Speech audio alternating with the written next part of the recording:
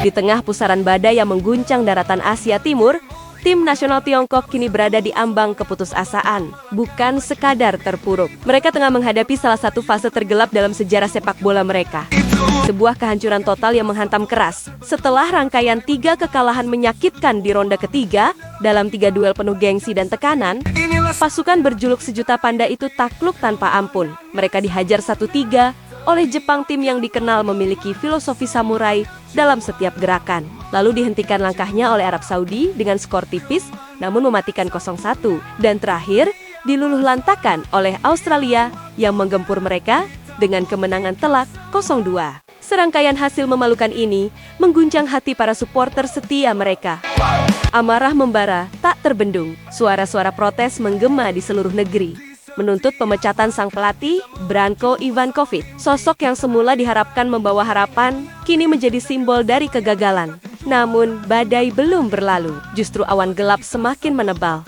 Karena di bulan Juni mendatang, ujian berikutnya telah menanti. Pertempuran hidup mati melawan Indonesia dan Bahrain. 2 laga pamungkas yang menjadi penentu apakah mereka masih memiliki peluang untuk melangkah ke ronde keempat atau terlempar ke jurang eliminasi. Tapi harapan itu bak bara yang mulai padam.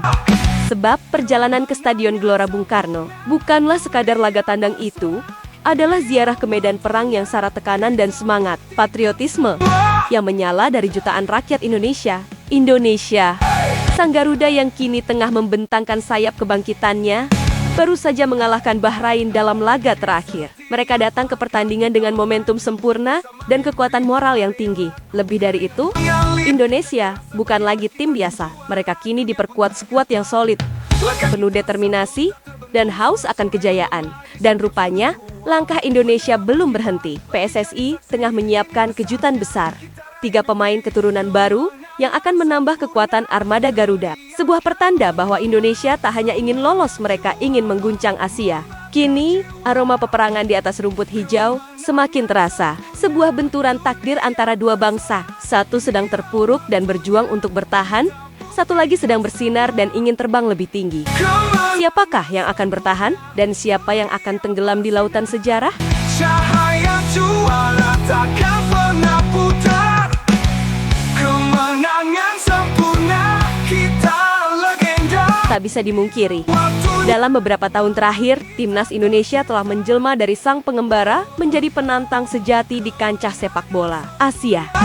Transformasi besar yang mereka alami bukan hanya sekadar cerita, tapi kenyataan yang ditorehkan dalam sejarah. Dengan kecepatan kilat, Garuda terbang tinggi, menembus batas-batas yang dulu dianggap mustahil. Mereka menorehkan prestasi luar biasa, melaju ke babak 16 besar Piala Asia, menembus semifinal Piala Asia U23, dan yang paling membanggakan, menjadi satu-satunya wakil ASEAN yang berhasil menembus babak ketiga kualifikasi Piala Dunia ke 2026, sebuah pencapaian yang dulu hanya angan, kini jadi nyata. Dan yang lebih mengejutkan, mereka bukan sekadar tim pelengkap. Di babak ketiga ini, Garuda tak hanya bertarung, mereka menggigit. Mereka menunjukkan taringnya dan bersaing di papan atas klasemen sementara dengan 9 poin dari 8 laga. Indonesia kini berdiri di ambang sejarah.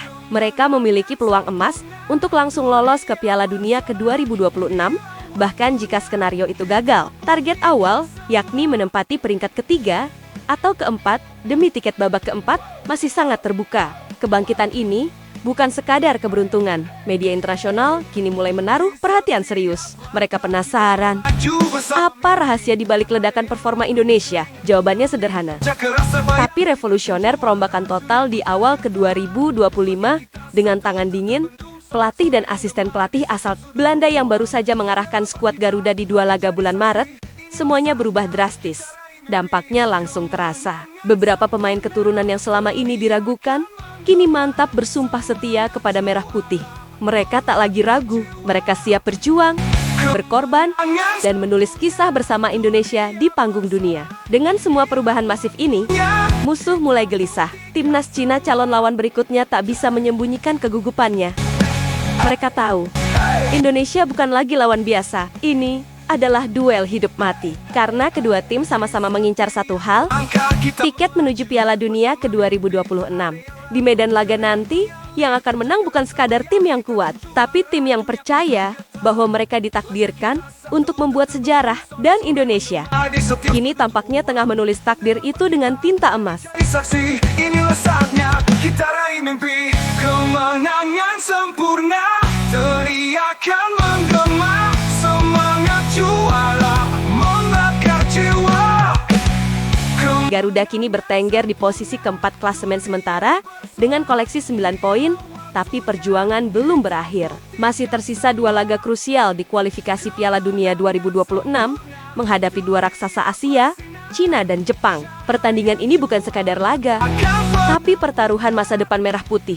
Di tengah persiapan besar ini, satu sosok mencuri perhatian Alex Pastoor. Dia bukan sekadar asisten pelatih, banyak yang meyakini dialah pelatih sejati di balik layar timnas Indonesia. Pengamat sepak bola Belanda bahkan menyebutkan bahwa Patrick Ford hanyalah nama, sementara Pastoor adalah otaknya. Kala Indonesia menumbangkan Bahrain, Alex Pastoor terlihat begitu aktif, terus memberi instruksi dan saran strategis. Bahkan di luar sesi latihan, ia memantau pemain, menjangkau talenta diaspora, dan membangun mimpi baru bagi Garuda. Komitmennya tak hanya berbicara di lapangan, tapi menggema hingga ke ruang hati para pemain keturunan yang selama ini hidup di 2 dunia. Mereka mungkin besar di tanah asing, namun darah mereka tetap merah putih. Kini mereka sadar, memilih Indonesia bukan sekadar pilihan, tapi kehormatan yang tak ternilai. Banyak yang berlatih di akademi kelas dunia dan bersiap pulang, membawa standar Eropa ke tanah air demi kebangkitan timnas. Cerita tentang Pastoor jadi semacam sinyal ilahi bagi pemain diaspora lain. Gabung timnas bukan sekadar pengalaman, ini adalah takdir. Tak heran bila nama-nama besar mulai menunjukkan ketertarikan. Seperti Moro Zestra, striker 20 tahun yang siap terbang ke Indonesia, hanya menanti lampu hijau dari PSSI. Usai membawa FC Volendam promosi ke Eredivisie, kini waktunya mengabdi pada Ibu Pertiwi. Bukan hanya dia, Milano Jonathan, winger eksplosif FC Ultra, bahkan sudah bertemu langsung dengan PSSI. Proses naturalisasinya sedang digodok. Sang ayah, Dennis Jonathan, pun mengejutkan publik saat menyatakan masuk Islam dalam kunjungannya ke Jakarta, tanda kedekatan emosional yang dalam dengan negeri ini. Transformasi spiritual dan nasionalisme bertemu dalam satu titik yang mengharukan, membawa harapan baru bahwa darah muda diaspora siap mengangkat Garuda terbang lebih tinggi. Ia bersorak, inilah waktunya kita buktikan semua. Hey! Hey! Hey! Hey! Hey! Hey! Di setiap langkah Satu nama kembali menggemparkan jagat sepak bola nasional kali ini, datang dari rekan seperjuangan Elia Noah Renders. Sosok itu adalah Tristan. Pemain muda yang kini merumput di Pizal itu dikabarkan telah resmi dihubungi oleh PSSI. Dan lebih dari sekadar kontak biasa, respons Tristan luar biasa. Ia begitu antusias, menunjukkan kecintaannya yang tak terduga terhadap Indonesia. Dalam sebuah wawancara eksklusif bersama Football International, pemain milik Ajax Amsterdam yang sedang dipinjamkan ini mengungkapkan kedekatannya dengan Garuda. Saya sangat respect dengan sepak bola Indonesia. Saya mengikuti terus perkembangan timnas, ucapnya penuh semangat. Tristan bukanlah sosok asing bagi tanah air. Garis keturunannya jelas darah Maluku mengalir dari sang ibu, membuatnya sangat memenuhi syarat untuk memilih Indonesia sebagai tempat berlabuh karier internasionalnya. Dan kini, jalan itu semakin terang. Dikabarkan, usai kompetisi divisi berakhir, Tristan akan terbang ke Indonesia pada akhir Mei. Namun, ini bukan kunjungan biasa. Ia datang bukan sebagai turis, tapi sebagai anak yang pulang ke tanah warisan. Tanah yang dulu hanya hadir dalam kisah-kisah keluarganya. Kini, tanah itu nyata, dan ia ingin membelanya. Meski belum menginjakkan kaki di bumi Nusantara, pengetahuan Tristan soal Indonesia sudah dalam. Itu semua berkat sosok Eliano yang tak pernah lelah mendekatinya, membisikkan cerita-cerita tentang tanah leluhur, hingga membuat hati Tristan mantap. Sosok Meng El kini seolah menjadi agen tak resmi, yang meyakinkan satu lagi darah muda untuk pulang dan memperkuat merah putih. sudut ruang, bendera berkibar, langit jadi saksi. Inilah saatnya kita raih mimpi kemenangan sempurna. Teriakan menggema, semangat juara. Di sisi lain, langkah demi langkah yang disusun rapi oleh PSSI untuk menghadapi laga krusial bulan Juni mulai memicu kepanikan lawan Cina pun dibuat makin geram. Awalnya, Pernyataan Pak Erick Thohir sempat menenangkan lawan. Katanya, tak akan ada penambahan pemain baru, tapi diam-diam PSSI bergerak dalam senyap, bak strategi militer, dan itu membuat kegusaran Cina semakin memuncak. Strategi ini bukan tanpa alasan. PSSI telah menetapkan target awal, mengamankan posisi ketiga atau keempat klasemen. Dan satu kemenangan atas Cina di Stadion Gelora Bung Karno nanti akan menjadi kunci emas untuk mewujudkan target itu. Bila berhasil, Indonesia akan punya pijakan kuat di peringkat atas dan siap bertarung habis-habisan di babak round keempat, sebuah babak neraka yang semua orang tahu tidak mudah ditembus. Sebab di sana telah menanti kekuatan-kekuatan besar dari Timur Tengah, termasuk tuan rumah Piala Dunia sebelumnya.